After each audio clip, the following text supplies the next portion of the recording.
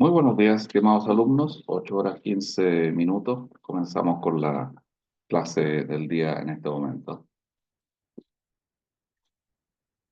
Hoy día nos corresponde entonces la sesión clase número 11, donde vamos a continuar viendo la temática referente a la restricción presupuestaria. Nosotros habíamos visto lo que se refiere a la forma en que los consumidores toman su decisión, y lo que vamos a ver hoy día es complementar para ver cómo influye el hecho de tener una restricción presupuestaria justamente a la hora de tomar una decisión. Es decir, hay cosas que pueden ser de mi preferencia,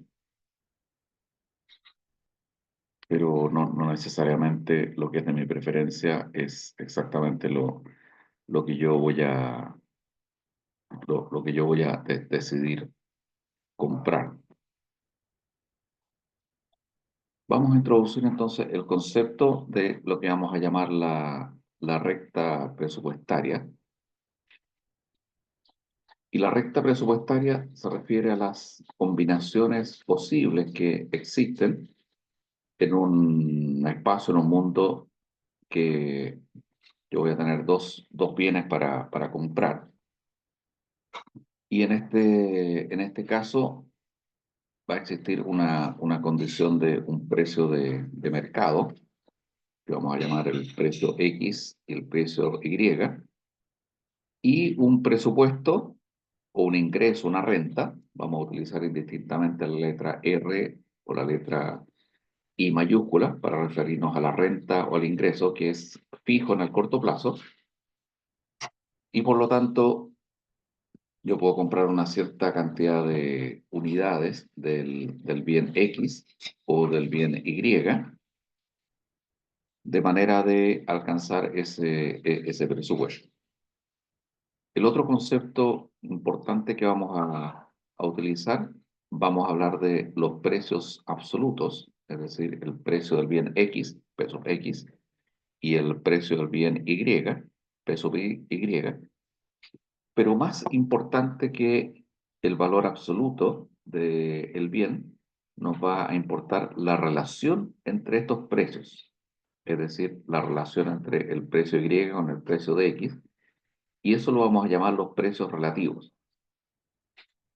Y en general vamos a ver que para la decisión de consumo, más relevante que el valor absoluto del precio es la relación entre los precios.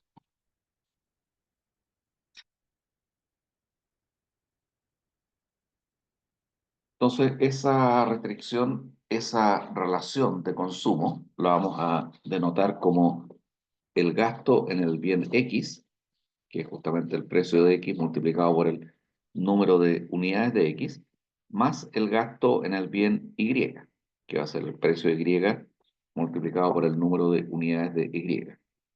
Eso yo lo puedo despejar y puedo mostrar el consumo de Y en función de X.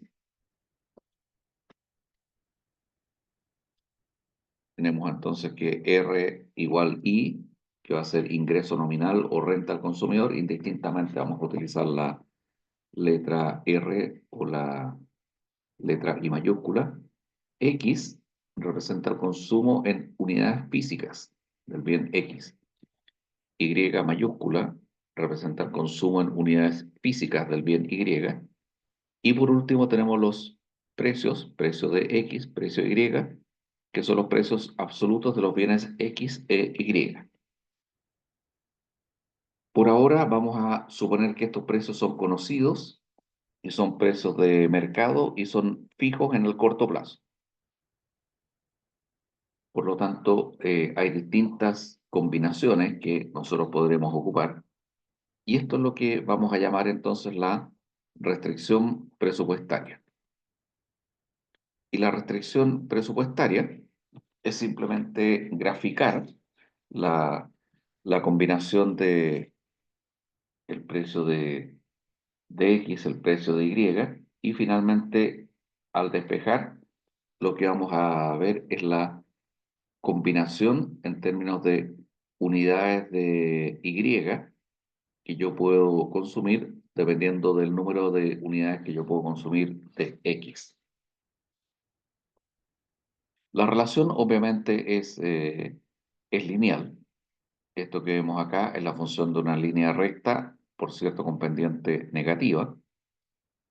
La pendiente es precio de X partido por precio de Y. Por eso que vamos a hablar de los precios relativos. Entonces vamos a ver que esa relación es tremendamente importante, la relación de precios. Y ahora fijémonos en el gráfico. El gráfico muestra en el eje horizontal un consumo de unidades físicas del bien X y el eje vertical nos muestra un consumo en unidades físicas del bien Y. Entonces aquí vamos a colocar una...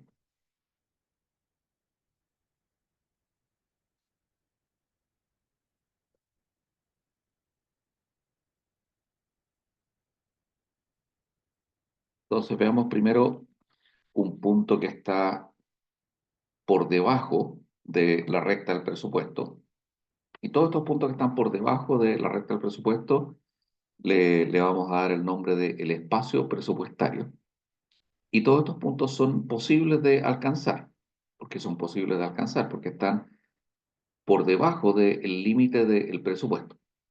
Entonces, el punto A representa un punto que es posible, que es factible, que es alcanzable. Entonces, es una combinación que el consumidor podría alcanzar. Por otro lado, tenemos el punto C. El punto C es un punto que está por sobre la recta o restricción del presupuesto, por lo tanto decimos que es un punto inalcanzable. Es decir, todos los puntos que están por debajo de la recta del presupuesto son puntos que son alcanzables, son todas las combinaciones que forman lo que hemos llamado el espacio del presupuesto. En cambio, todos los puntos que están por arriba, por encima de la recta, como el punto C, son los puntos inalcanzables, porque significa que para alcanzar esa combinación de consumo, como el punto C, tendría que gastar un monto de dinero, un flujo monetario superior al que yo mismo he definido que tengo disponible. Y por último, tenemos puntos como el punto B. Y el punto B es un punto que está exactamente, ni por arriba ni por abajo, sino que está exactamente en la recta del presupuesto. Entonces tenemos tres combinaciones posibles. O está por debajo de la recta, que es un punto posible de alcanzar. Está por arriba de la recta, como el punto C, que es un punto imposible de alcanzar. O bien está exactamente sobre la recta, como el punto B. El punto A, desde el punto de vista económico de la eficiencia, vamos a decir que es un punto ineficiente. ¿Por qué es ineficiente? Porque sabemos que este consumidor tiene la opción de consumir dos bienes. Sabemos que este consumidor quiere alcanzar el máximo nivel de satisfacción y eso lo alcanza consumiendo más unidades. Sin embargo, al estar por debajo de la recta del presupuesto, significa que no se está gastando todo el dinero que tiene disponible.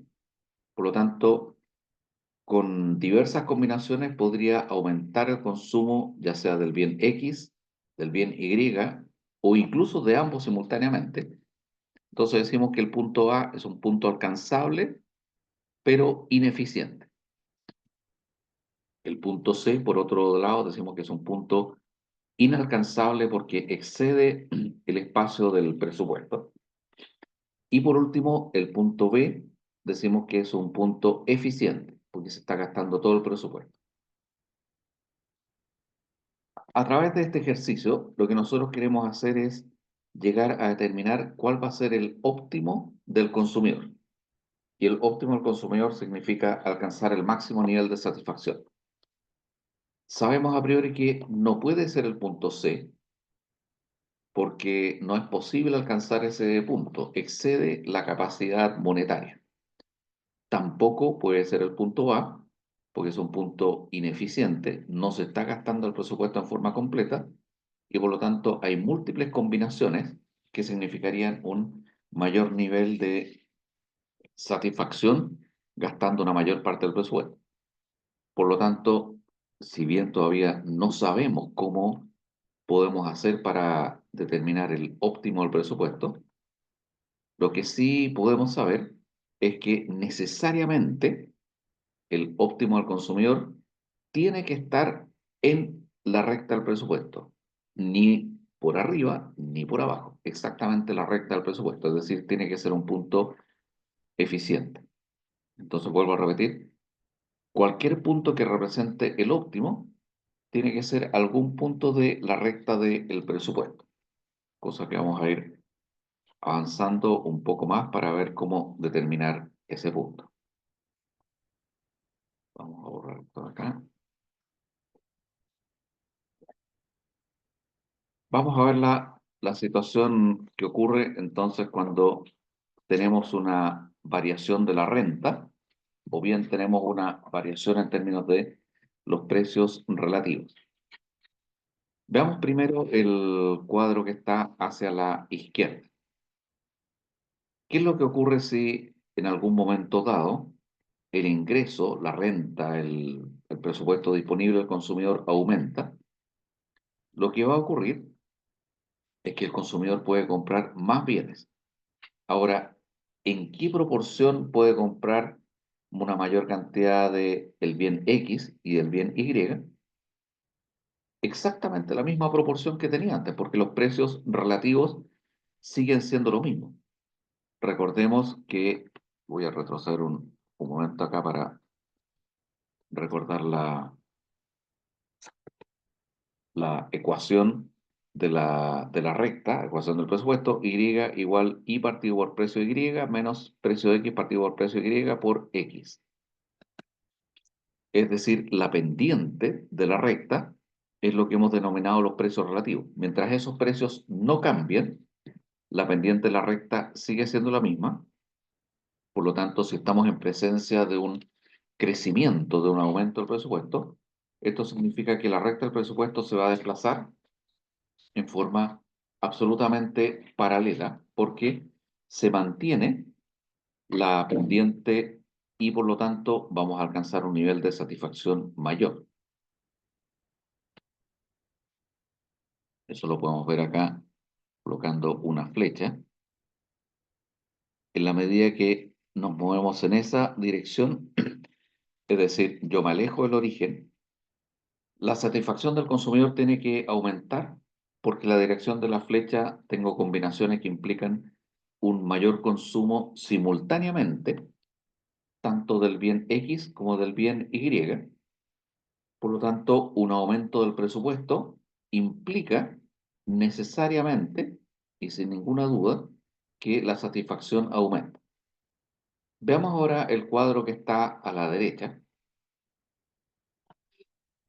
En este caso, vemos qué es lo que ocurre cuando hay un cambio en el precio. En el primer caso, suponíamos que los precios se mantienen constantes y hay un cambio, en el ejemplo, un aumento en el presupuesto. Supongamos que ahora ocurre una disminución del precio del bien X. El bien X estaba en 100 pesos la unidad y ahora cuesta 95, 90, 80 pesos. Disminuye el precio del bien X. Si es que disminuye el precio del bien X, con la misma cantidad de dinero que yo ocupaba para comprar ese bien, ahora puedo comprar más unidades. O lo que es lo mismo, si es que compro igual cantidad de unidades, me va a sobrar presupuesto.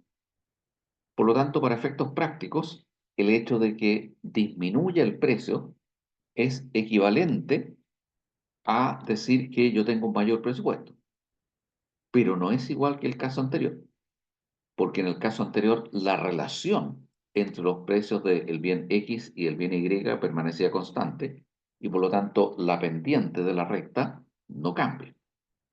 Pero en este caso, si bien tengo un mayor poder adquisitivo, la relación de precios cambia, porque estamos diciendo que el precio de X disminuye, pero el precio de Y permanece constante. Y si cambia la relación de precios, va a cambiar la pendiente. Eso quiere decir que la recta va a cambiar de posición, pero solamente en términos de la cantidad de unidades del bien X, pero la cantidad máxima de unidades del bien Y no cambia, porque no ha cambiado el precio de Y y no ha cambiado el presupuesto. Entonces, en este caso, vamos a tener una suerte, una especie de pivoteo de la recta del presupuesto y que nos va a permitir comprar una cantidad mayor de unidades del bien X. Pero de todas maneras vuelve a repetirse lo que hemos visto antes, es decir, esta nueva recta en cualquier punto de la recta nueva está por encima de la recta anterior, por lo tanto también implica un mayor nivel de satisfacción. Recordemos que siempre que puedo comprar más unidades de un bien, y con mayor razón si es de ambos al mismo tiempo, aumenta mi nivel de satisfacción. Por lo tanto, podemos ver de estos cuadros que si aumenta el ingreso, aumenta mi capacidad de compra y aumenta mi satisfacción. Si disminuye el precio de un bien, es equivalente a un aumento del ingreso y por lo tanto también aumenta mi satisfacción. La diferencia es la forma en que cambia y se desplaza la recta del presupuesto. En el primer caso, cuando tenemos un aumento, y también sería lo mismo para una disminución, la recta se desplaza en forma absolutamente paralela. La relación de precios, es decir, los precios relativos, no han cambiado.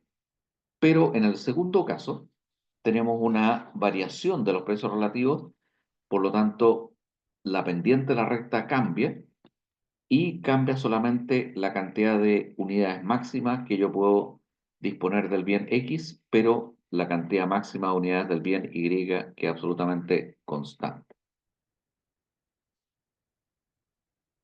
Vamos a borrar esto que escribo acá.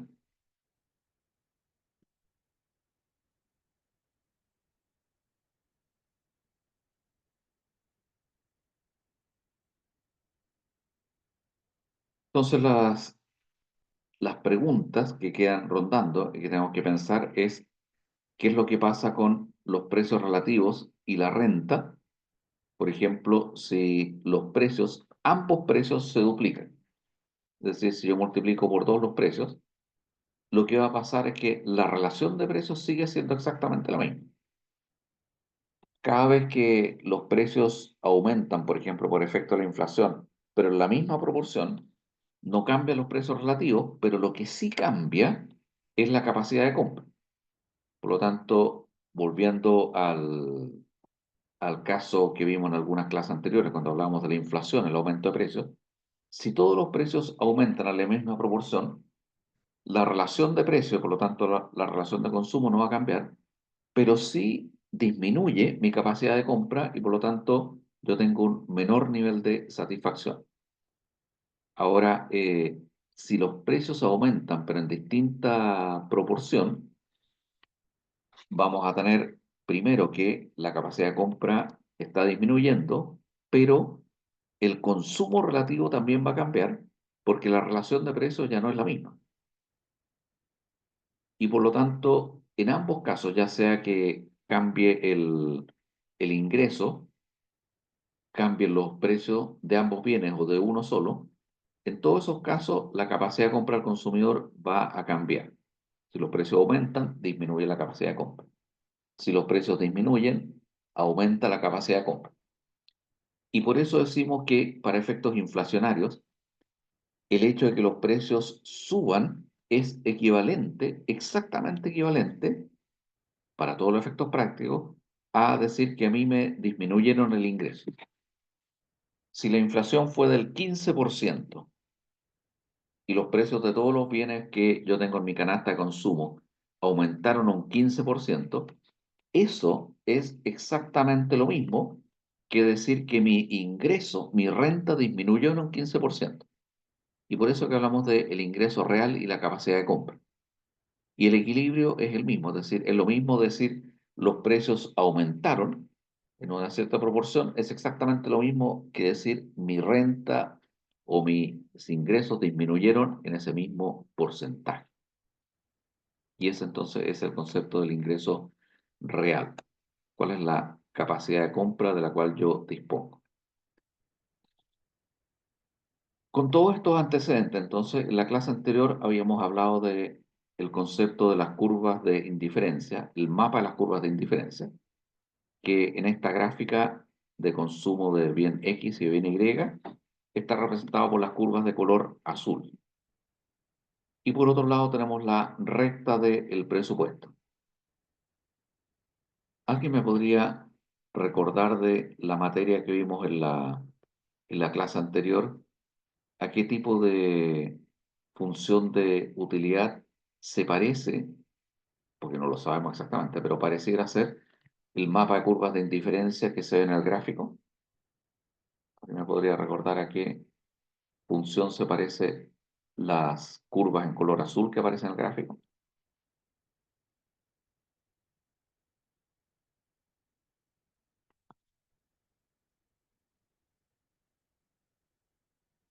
Es un nombre que vamos a utilizar muy seguido, así que está bien que traten de recordar.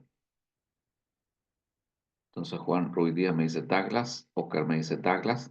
Sí, recuerden que está perfecto, falta un apellido, eso sí, porque son dos apellidos. Efectivamente, esto se parece, no necesariamente, porque no podría ser una función parecida, pero lo vamos a anotar acá. Esto corresponde a la función entonces de Cobb-Douglas. Y esta función la vamos a usar en todo orden de cosas. Entonces, en el gráfico tenemos una combinación de las curvas de indiferencia del estilo de una función de utilidad Cobb-Douglas, las curvas en color azul, y por otro lado tenemos una recta del presupuesto. Entonces tenemos varios puntos que los vamos a ir marcando en este momento. Entonces tenemos el punto D. Ese punto D no parece ser un buen candidato para el óptimo porque es un punto ineficiente. Y de hecho podemos ver que hay varias curvas de indiferencia que están por arriba de ese punto. Y recordemos que mientras más arriba esté la curva de indiferencia, mayor es el nivel de utilidad. Así que el punto D lo podemos descartar por ineficiente. Veamos otro punto. ¿Qué pasaría con el punto A? El punto A lo podría considerar un posible potencial óptimo del consumidor. ¿Por qué sí o por qué no? Podría considerar el punto A como un óptimo del consumidor. ¿Qué cosa haría que yo lo eligiera o qué cosa haría que yo no lo eligiera? El, el punto A.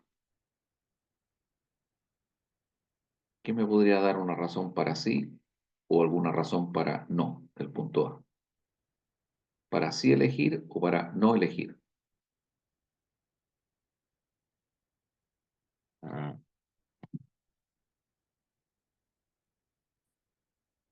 y lo que habíamos dicho de ese punto.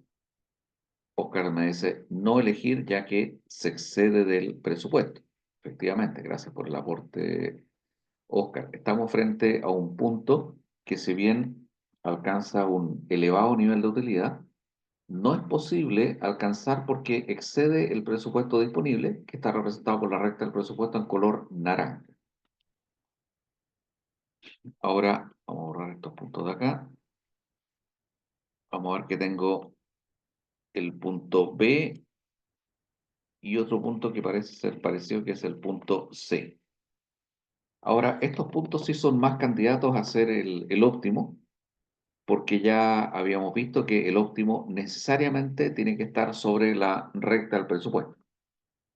Entonces, si bien todavía no sé si son óptimos o no, Lo que sí puedo saber es que están sobre la recta del presupuesto, por lo tanto podrían ser potenciales candidatos. Pero al ver las curvas de indiferencia, veo que hay una curva más alta que se podría alcanzar y esa curva está acá al centro y que es justamente la que le pusimos la O de óptimo. Entonces, efectivamente, ese es el óptimo, ese punto que está ahí.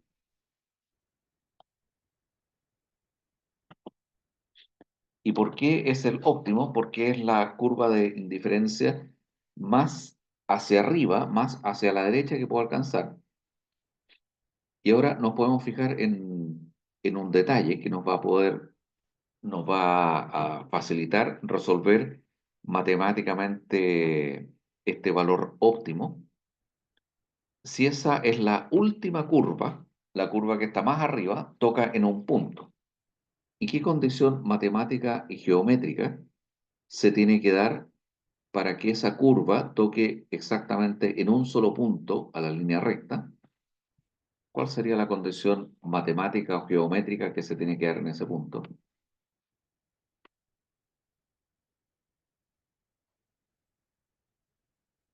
¿Cómo llamaríamos entonces a ese punto exacto donde la curva toca a la recta?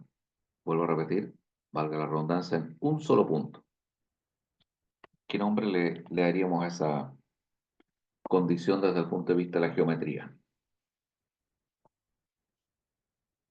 ¿Tangente?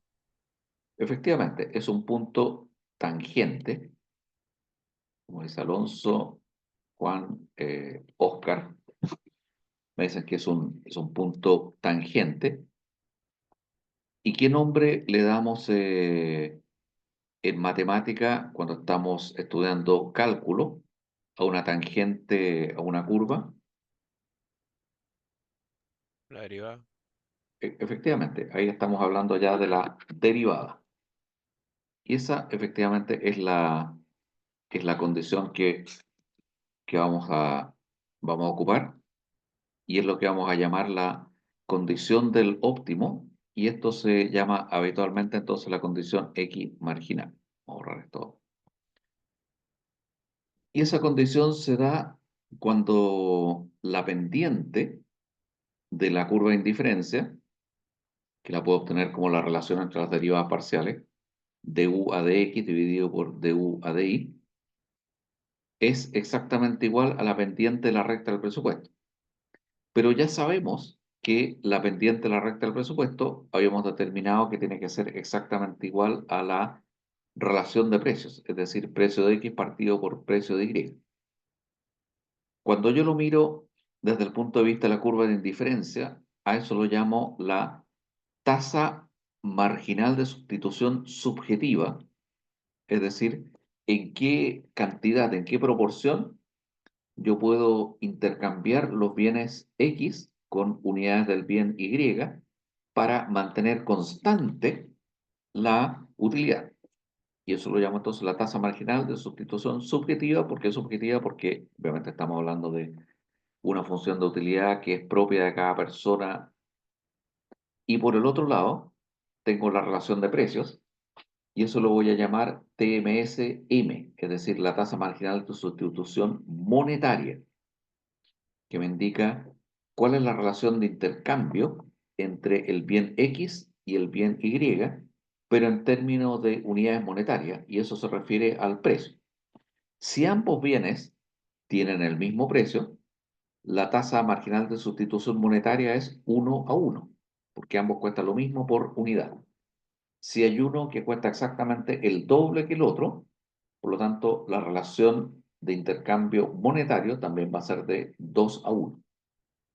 Y lo que me indica este gráfico en forma intuitiva, que también se puede mostrar matemáticamente, digamos, al mismo resultado, es que el óptimo ocurre cuando la tasa marginal de sustitución de consumo subjetiva es exactamente igual a la tasa marginal de sustitución monetaria en términos de los precios. En otras palabras, cuando la pendiente o derivada de la curva de indiferencia es exactamente igual a la pendiente de la recta del presupuesto.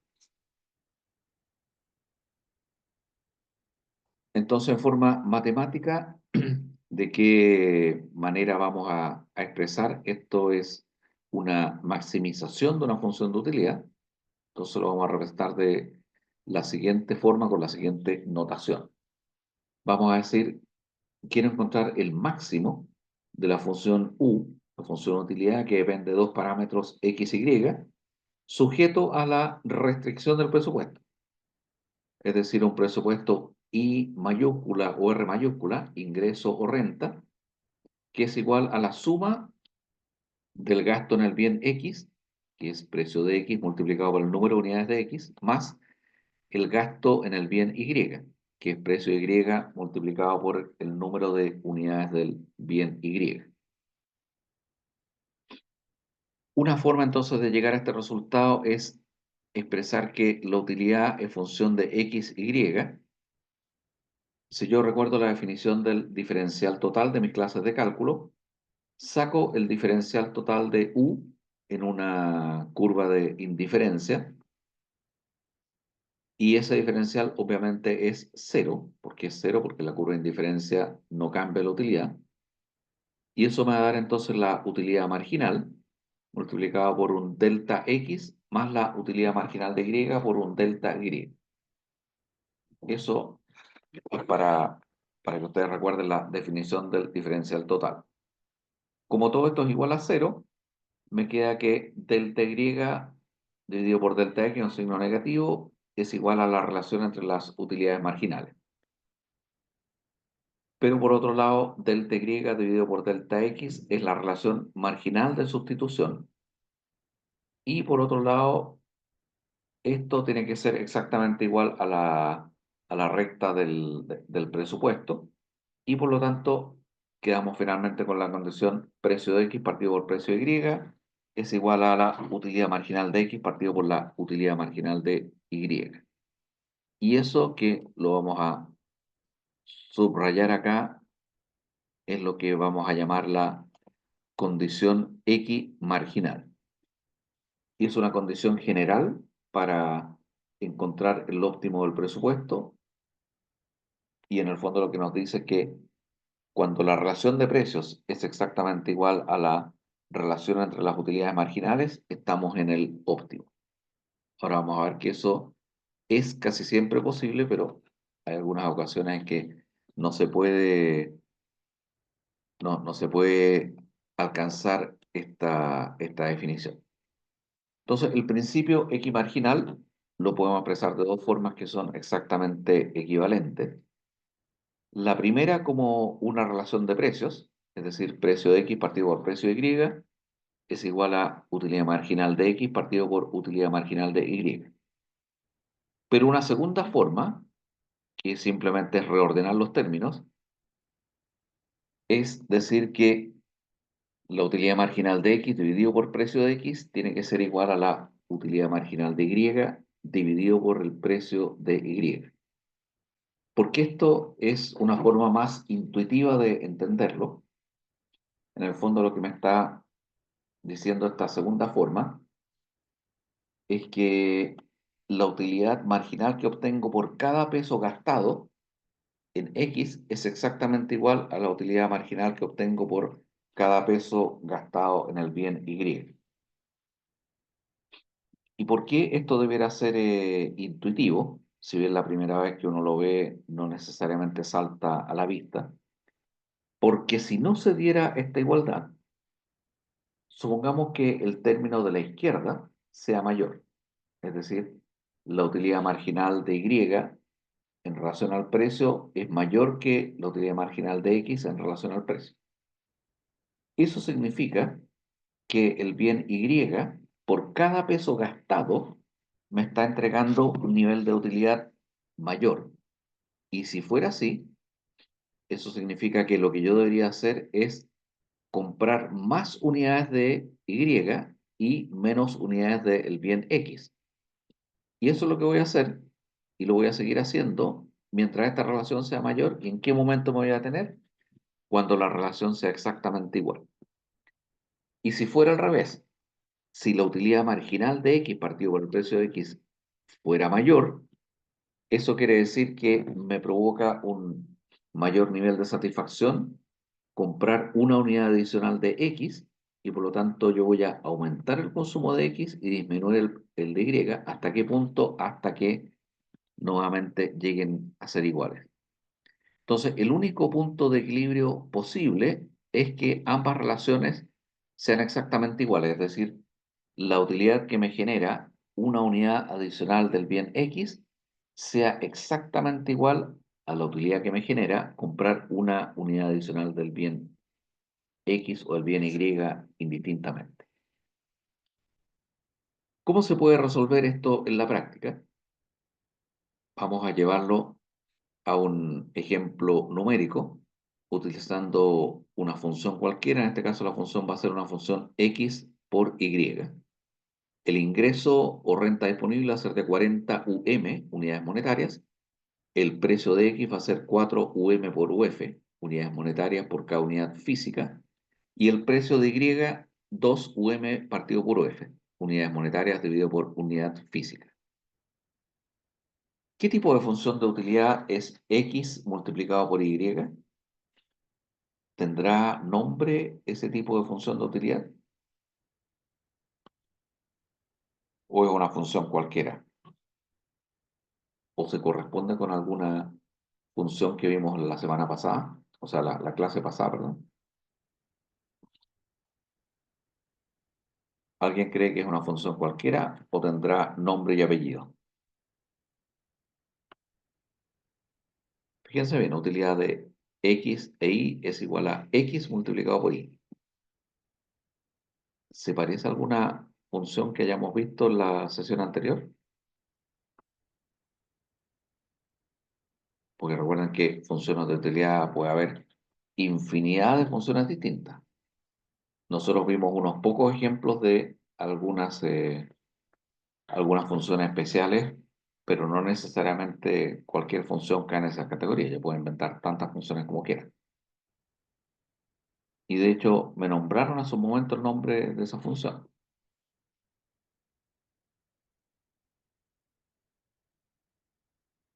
Me preguntan si es un bien complementario. No hemos hablado del concepto de bien complementario todavía con esta función y en todo caso, no son bienes complementarios. Ahora me dicen Cobb-Douglas, sí, efectivamente, esta es una función de Cobb-Douglas. Vamos a anotar acá, esto que está acá es una función de Cobb-Douglas, donde A es igual a 1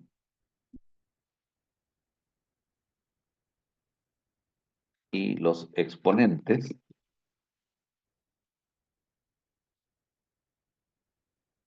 C y D son igual a 1.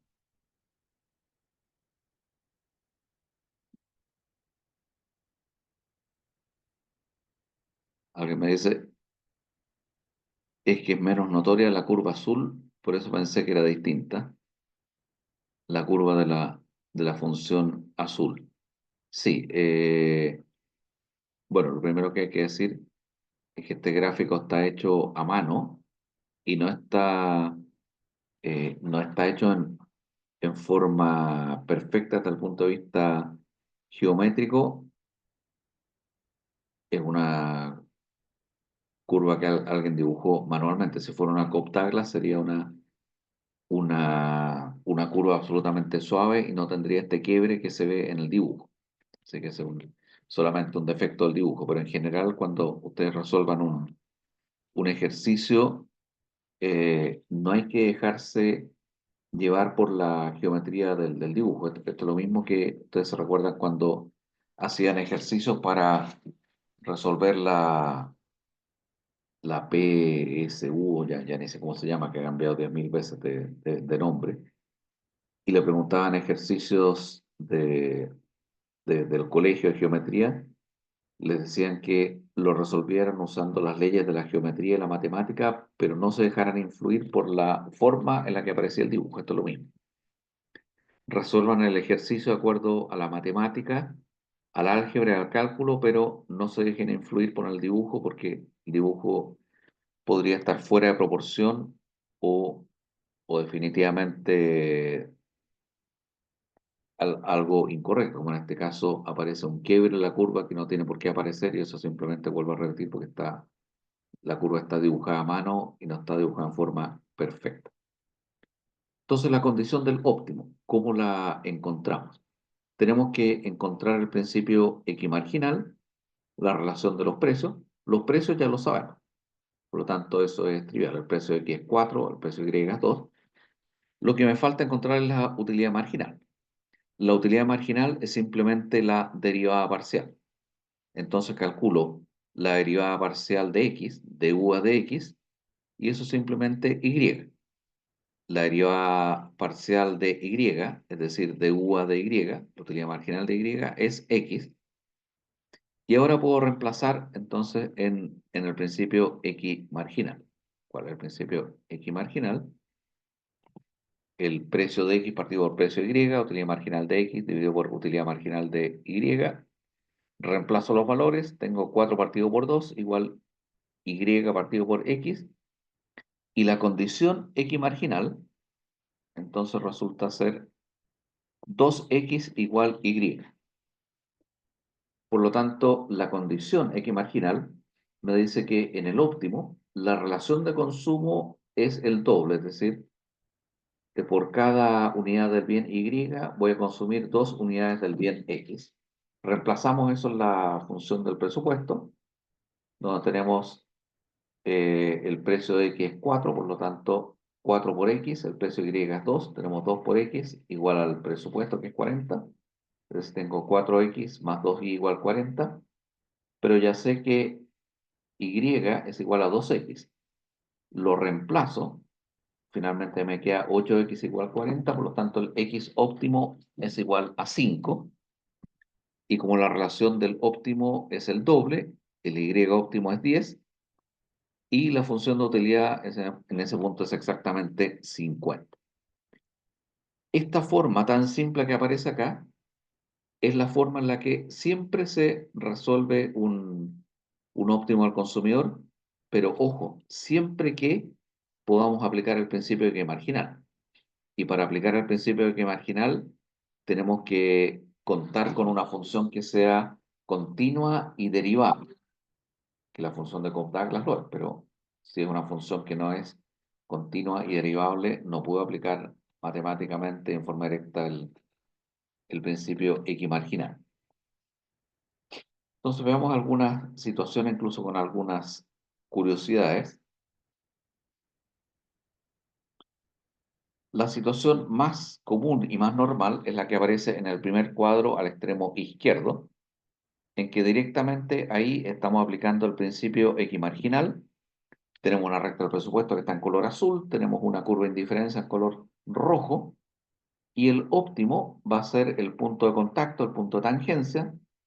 Por lo tanto, la pendiente de la recta es exactamente igual a la pendiente de la curva, es decir, la derivada de la curva es igual a la relación entre los precios, y ese es el óptimo a través de la condición X marginal. Pero tenemos algunas situaciones de excepción que vamos a mostrar en el caso del medio. Sí, me acabo de dar cuenta, hay un error ahí. Dice solución esquema, eso no es esquema, eso es esquina. Vamos a anotar acá.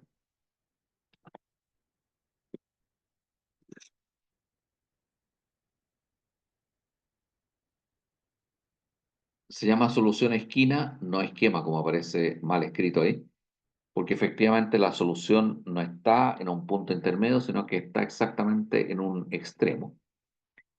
¿Y qué significa esta curva que se llama monoconsumidor y que tiene una forma contraria a la forma anterior donde tenemos una curva convexa? Aquí tenemos una curva cóncava. El hecho de que sea monoconsumidor quiere decir que tengo dos bienes donde ambos bienes me satisfacen, pero por separado. Es decir, son bienes que me gustan, pero no para su consumo conjunto. Ejemplo, podría ser, qué sé yo, aceitunas y frambuesas, o para hacerlo más exagerado, pepinillos en vinagre y frambuesas. Es muy probable que me gusten los pepinillos en vinagre y es probable que me guste la frambuesa, pero lo más probable también es que no me guste consumir simultáneamente una combinación de frambuesas y pepinillo en vinagre, es decir, o consumo uno o el otro. Y eso es lo que nosotros denominamos una combinación de monoconsumidor. Por lo tanto, se trata de bienes en que ambos efectivamente son bienes, ambos me satisfacen, ambos me gusta el consumo, pero no los quiero en conjunto. Entonces, en ese caso, vamos a tener lo que se denomina una solución esquina. Es decir, o consumo 100% en este caso las frambuesas o 100% los pepinillos, pero no una combinación de ambos. Y la otra situación que se da es cuando por las condiciones de la pendiente y la relación entre la pendiente, la recta y la curva, no voy a encontrar ningún punto intermedio de equilibrio y el único punto intermedio de equilibrio va a ser en realidad en una esquina, en un punto extremo, y por eso esto también lo vamos a llamar una solución esquina. Ahí también le puse un esquema, está mal, entonces no es esquema, es esquina. Entonces tenemos que en general el óptimo lo vamos a encontrar en un punto medio, y por eso que decíamos que una función de indiferencia convexa me garantiza un punto óptimo equilibrado. Pero cuando tenemos algún tipo de función donde no se da la convexidad, o bien tenemos una diferencia entre la pendiente posible de la curva y la pendiente posible de la recta, en esos casos vamos a tener una solución extrema o solución esquina, es decir, voy a consumir en el óptimo el 100% del bien X o el 100% del bien Y.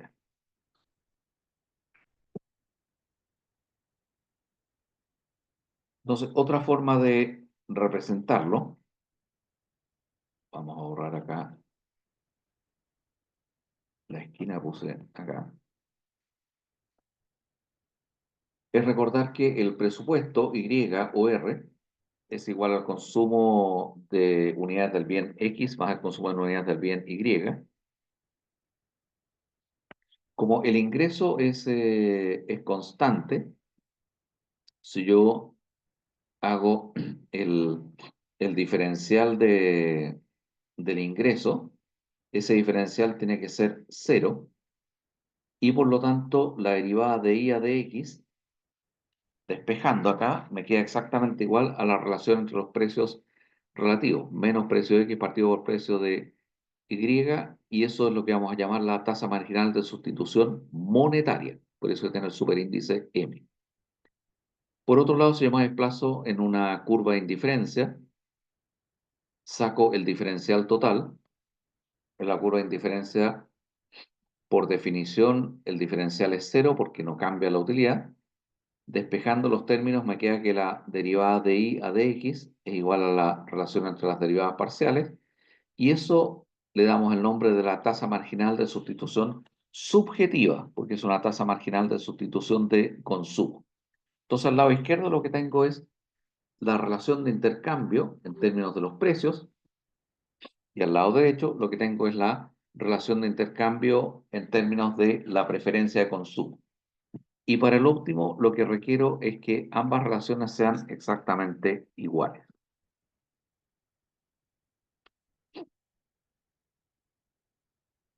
Entonces, finalmente, lo que tengo es la relación X marginal, recordando que la utilidad marginal de X es la derivada parcial de U a de X. La utilidad marginal de Y es la derivada parcial de U a de Y. ¿Y qué representa la utilidad marginal de X? La utilidad marginal de X indica en cuánto aumenta la utilidad del consumidor cuando yo aumento una unidad de consumo del bien X manteniendo Y constante. Por otro lado, la utilidad marginal de Y me indica en cuánto aumenta la utilidad del consumidor aumentando una unidad el consumo del bien Y y en este caso manteniendo constante el consumo de X. Y por lo tanto, a través de este otro camino, sacando el diferencial del ingreso y sacando el diferencial de la utilidad, llegamos a la misma condición X marginal. Es decir, hay más de una forma de llegar al mismo resultado.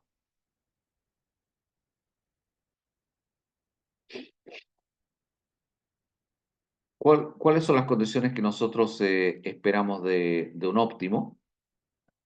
Primero, para que realmente sea un óptimo en el tiempo, nosotros esperamos que el óptimo sea estable, es decir, que haya una tendencia al equilibrio, a permanecer en este óptimo.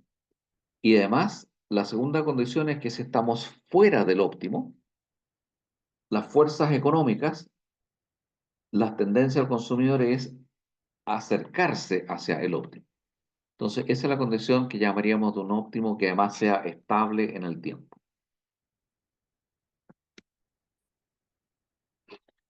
Y vamos a terminar entonces viendo un sencillo ejemplo,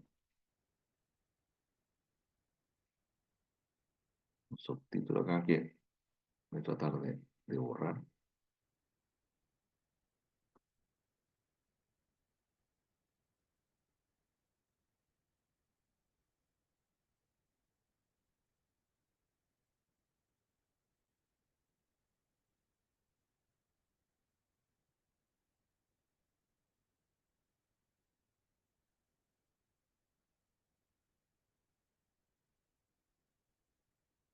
Vamos a ver el siguiente ejemplo numérico entonces.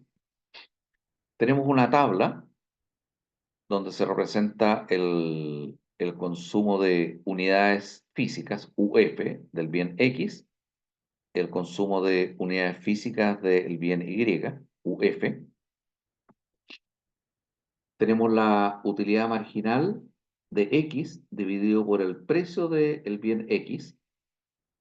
Y en la última columna tenemos la utilidad marginal de Y dividido por el precio de Y. Entonces, en esta tabla se representan las cantidades de consumo de dos bienes y las preguntas son las siguientes. Letra A. Explique, basado en los postulados de comportamiento, cuánto consume de X e Y. Letra B. ¿Cuál es el equilibrio? Y letra C. Ahora, si usted tiene ingreso ilimitado, ¿cuál es su equilibrio?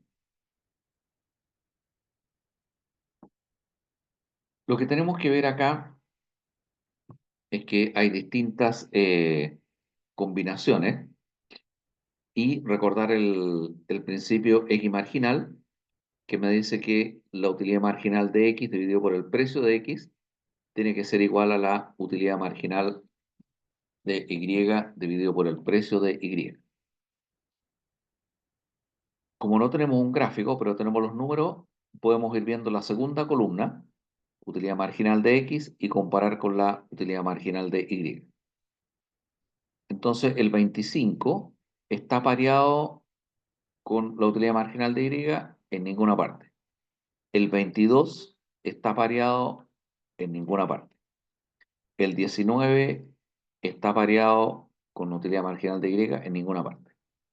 Y el 16, el 16 sí está pareado. Entonces vamos a anotar acá el 16.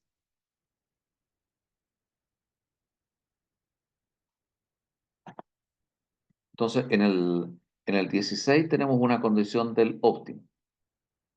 Ahora sigamos viendo la tabla, a lo mejor encontramos más combinaciones. ¿El 12 está pareado? No, en ninguna parte. El 11 tampoco. El 8 tampoco. El 3 estará pareado en alguna parte el 3. Sí. el 3 está pareado. Por lo tanto, tenemos dos puntos óptimos, el 16 con el 16 y el 3 con el 3. Pero sigamos viendo. ¿El 0 estará pareado? Sí, está pareado. Por lo tanto, vamos a hacer un pareo con el 0. Entonces tenemos tres combinaciones que son posibles y las vamos a anotar acá. La primera combinación es x igual 4, y igual 1. Es decir, para un consumo de 4 unidades de x, 1 unidad de y, tenemos que la relación x marginal vale 16. Pero también puede ser con x igual 8 y con y igual 6. También sea una igualdad. Y por último, para x igual 9 y para y igual 8.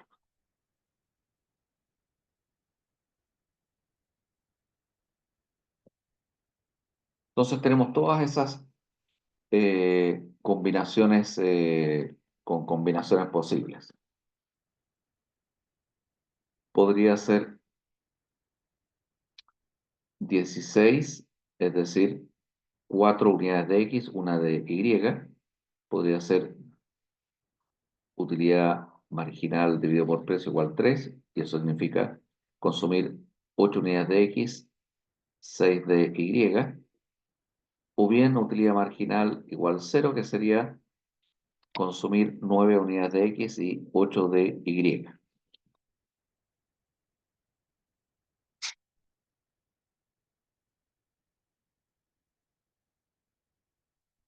Por esto acá.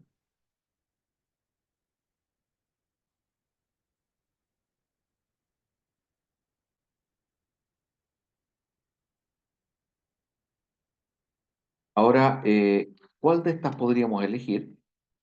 Lo que podríamos decir es que las tres son candidatos al óptimo, pero nos falta un dato. Nosotros no sabemos el presupuesto. Entonces tiene que ver con el presupuesto disponible, cuál es la combinación que vamos a alcanzar. Porque si el presupuesto es muy bajo, solamente voy a poder consumir unas pocas unidades. Si el presupuesto es más alto, voy a poder consumir más unidades. Como no tengo el dato del presupuesto, no puedo responder todavía esa pregunta.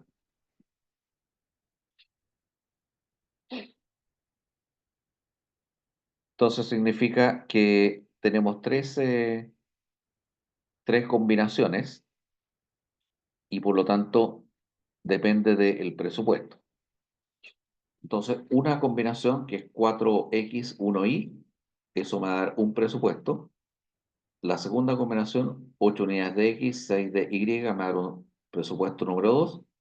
Y el presupuesto número 3, que sería 9 unidades de x y una de y. Y en ese caso tendría el presupuesto número 3. Ahora la última pregunta que queda por responder, y si es que no tuviéramos restricción de presupuesto, es decir, yo tuviera un presupuesto que es mucho mayor que I1, que I2 y que I3, ¿cuál sería entonces la combinación óptima si tuviera un presupuesto muy grande y de hecho mucho mayor que todas las combinaciones que aparecen acá? ¿Cuál sería mi óptimo? Recordemos, voy a retroceder para ver la tabla. Entonces tenemos todas estas combinaciones. Si el presupuesto lo tuviera ilimitado, la pregunta es, ¿Cuál debería elegir yo de las tres combinaciones posibles? ¿Y por qué? Esto debería ser intuitivo, pero la primera vez que uno lo ve no parece tan intuitivo. ¿Cuál creen ustedes que debería ser el consumo óptimo y por qué? ¿El 4 y 1, el 8 y 6, el 9 y 8?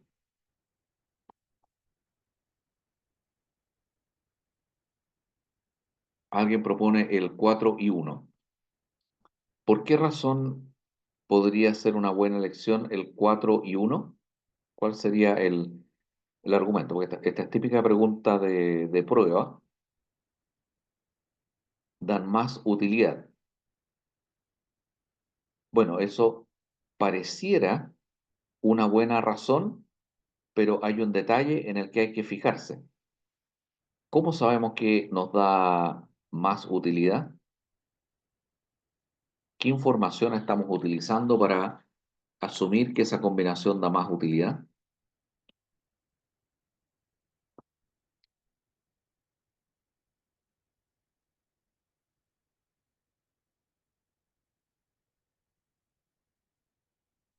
El número, pero ojo que el número no dice la utilidad, dice la derivada de la utilidad. Entonces lo que nos está diciendo el 16 es que la derivada de la utilidad y además dividido por el precio me da 16. Pero no me está diciendo el valor de la utilidad, me está diciendo la derivada de la utilidad. ¿Y qué pasa con el valor de una función mientras la derivada sea positiva? Sigue creciendo. ¿Y qué valor tiene la derivada de una función cuando esa función alcanza el máximo? ¿Cuánto vale su derivada?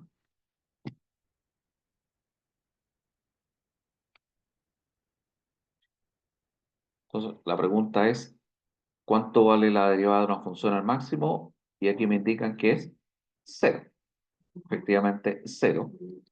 ¿Y hay algún punto que me dé un valor cero de utilidad marginal? Recuerden que la utilidad marginal es la derivada. Y sí, la última combinación me da un valor cero, que es 9 y 8. Y esto que también lo puedo ver en forma intuitiva, me está diciendo que, en el fondo, estoy diciendo que aumento al máximo el consumo y mientras la utilidad sigue siendo positiva, y por lo tanto el máximo nivel de utilidad lo alcanzo cuando la utilidad marginal, es decir, la derivada de la utilidad, es cero. Y por lo tanto, si no hay restricción de presupuesto, necesariamente el óptimo del consumidor tiene que ser, en este caso, la combinación mayor, que en este caso es 9 unidades de X y 8 unidades de Y. Eso traten de, más que verlo en forma matemática, traten de visualizarlo en forma intuitiva, porque lo que nos dice esta tabla es que va aumentando la utilidad, porque mientras la utilidad marginal sea positiva o al menos cero, quiere decir que no ha disminuido. Por lo tanto, al llegar a cero es el valor máximo que alcanza. Bueno, eso era lo que teníamos preparado para la sesión de hoy día. Ya todos están en conocimiento por razones obvias que la universidad dio la indicación de que iba a estar cerrada durante el día de hoy. La clase hoy día está siendo grabada, va a quedar disponible, se las voy a mandar por correo posteriormente para que ustedes la puedan revisar y también, obviamente, para los estudiantes que no pudieron conectarse en la sesión de hoy día. Así que vamos a quedar hasta acá con la sesión de hoy día. No sé si hay alguna consulta o si no, terminamos la sesión y nos estaríamos viendo, suponemos que en condiciones absolutamente normales, el próximo lunes a las 8:15.